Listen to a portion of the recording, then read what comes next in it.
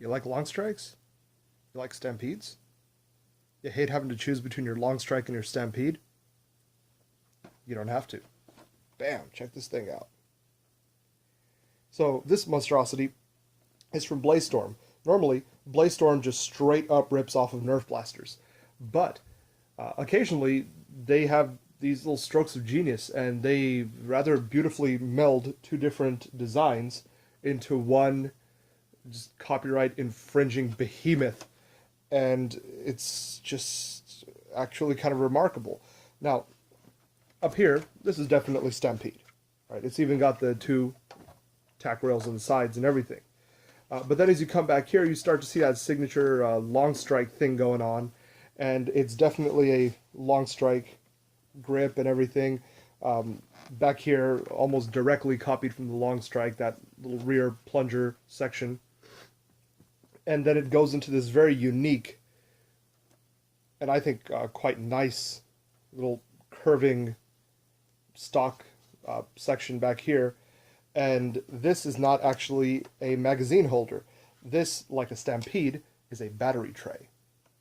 So you may notice that, okay, there's a battery tray, but where's the rev switch? There is no rev switch. This is a Stampede. So this is actually a motorized plunger, and I was surprised by that. Typically, a lot of these Chinese blasters, the knockoffs, they just use flywheels because flywheels are very simple. Okay, but they took the trouble of making a motorized plunger. Now, because of how loud this is, and because apparently some people sleep at night for some reason, I cannot test this right now. But once I get a chance to, I will definitely put some Corona results up, and then y'all can see how this compares. For now, let's take a look at what this comes with, and real quick, let's compare it to a Longstrike. So here's the Longstrike. We're going to put them stock to stock. You can see that the Longstrike is just a little bit longer. It's maybe just like an inch or two. But what's notable is look how far forward the handle on this thing is compared to the Longstrike handle. So I'm 6'2", and I'm having to like really reach forward to hold this thing. I can't imagine how somebody like under 5'11" would do this. So for me, a Longstrike is very comfortable. I can shoulder it back here, and you know, I've got a good, just a straight line down the sights that I can prime and fire very easily. Right? With this thing,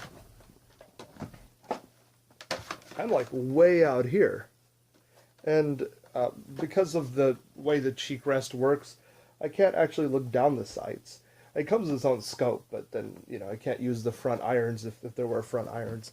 It's a little awkward, but with something like this, it's a novelty, and I'm not having to prime it, so it's okay if, you know, my hand isn't quite as secure on it, but it's still a really weird design, and even with my gigantic arms, it's definitely a bit of a stretch. So if you're tiny, this might not be the blaster for you, but it's still really awesome. A few little things. First of all, nice rear sling point. That brain fart. Nice front sling point as well. And check this out. This is a tack rail. Look at that. They put a tack rail in there. I don't know what you do with that, but it's there. Another tack rail down here. Two on the sides, one on top. So they're doing a pretty good job of imitating the Stampede. Another Longstrike tack rail all along here, and just overall, it's really interesting, really unique blaster. Now, back here, the battery. This one that I ordered came with a battery pack that is 7 of these 1.2 volts, so it totals to like 8 point something volts, and it has a little connector so you could stick a LiPo on there or whatever. And they were nice enough to send me a charger with the battery pack, and this is a common trend I'm starting to see with a lot of these Chinese blasters. So it's actually a pretty good value. The batteries they come with are not that fantastic, but they do send you a charger, and their battery ports, instead of just being for regular cells, are connected to these. So saves the modders some work whenever you're doing lipos and, you know, those sorts of things.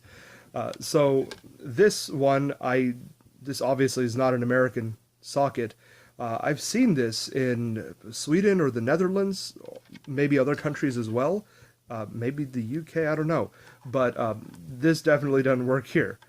However, they also included one that is American, and I've got that one plugged in right now. I charged the battery up on that, and so it's working just fine.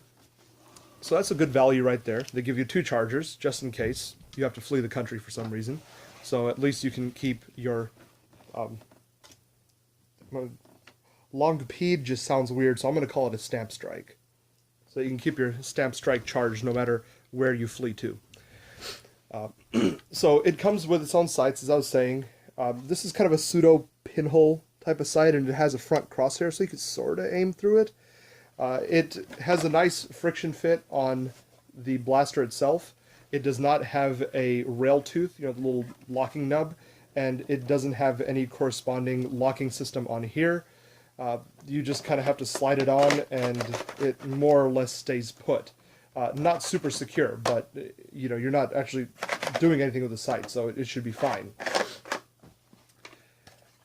However, on Nerf rails, it does not do well. It's very, very loose. So, I mean, literally, yeah, this just doesn't work. You'd have to mess with it a little bit and increase the friction to get it to stay on a Nerf rail. It also comes with a direct copy of the Nerf bipod, the one that came with the Stampede. Compared to the Nerf bipod, it's almost identical, but it doesn't have spring-loaded rail arms, and it doesn't have that little locking nub. Like most of the Chinese accessories that I've seen, it's got fixed arms and no nub. On a blaster this size, it's not really a problem because you slide it on and it's so big that you're having to pull it toward you, and so it locks against the back of the rail, and you're just kind of holding it, and there's really no time you're going to be pushing it forward, so this more or less works. It's fairly stable, and especially if you intend to use it as a bipod, it'll be fine. It'll just kind of sit there. The spring that releases the bipod legs is nowhere near as robust as the spring in the Nerf version. It's definitely a bit cheaper. It's a little flimsier, doesn't quite sit still as well as the Nerf one does, but since you're not really going to be using a bipod for anything functional on a Nerf blaster, it's just aesthetics, and aesthetically it's so close that without looking for the little details you wouldn't even know that it's not an actual Stampede bipod. So besides the bipod and the scope, you've also got a couple of mags. Now, this I don't understand. These two are almost identical, right? But look, one of them is just a little shorter. They have an 18 round and then a 16 round. I don't understand why they made this thing. They could have just included a second 18 round, and using one mold and everything would definitely be cheaper and easier than having 2 separate molds that are almost identical. This is just silly. And the 18 has these nice details and everything on it. It looks kind of cool. The 16 is just sort of flat and kind of ugly on both sides. And the 16 has all kinds of friction fit issues. It just doesn't play well with Nerf magwells, whereas the 18 more or less slides in okay. Not great, but okay. So this is a really strange decision, but it can't complain. 2 fairly high capacity mags. Not great for Nerf. They sometimes work, sometimes don't, but it's better than nothing. And finally, it comes with a bunch of darts. They are, unfortunately, these little trash Blaze-Storm darts. They're just slightly shorter than Elites, so they don't chamber properly in mags and stuff like that. So I just keep these for kids to tear up and use on front loaders until they're ready to throw away. But there you go, 60 of those. Not bad. Overall, pretty okay value. Unless you're really looking to collect these niche blasters, I don't know that this would be a great use of your money. I spent 43 bucks on it, but definitely interesting and a great modding project and something very unique that it's unlikely that many other people will have. So there you have it. I'll be doing the full review later on. Hope you enjoyed.